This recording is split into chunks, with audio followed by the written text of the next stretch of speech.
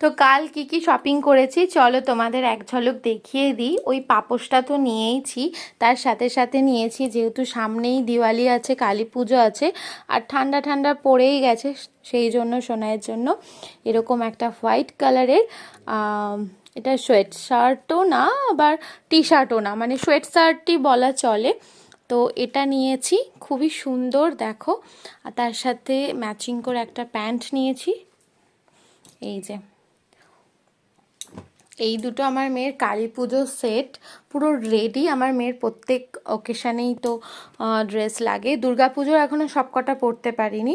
তো আর নিয়েছি এই যে আমার দুটো এরকম কি বলো ট্রে মতো, এগুলো আমার ওই সাজগোজ এই সমস্ত অর্গানাইজ করে রাখার জন্য। এটা আমি যখন করব তখন তোমাদের দেখাবো। এটাও খুবই সুন্দর।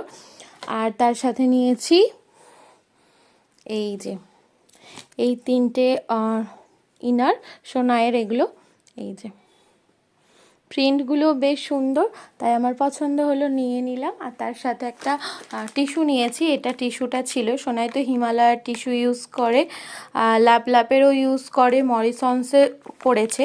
তো এটা নতুন ইউজ করব, দেখি এটা যদি ভালো হয়।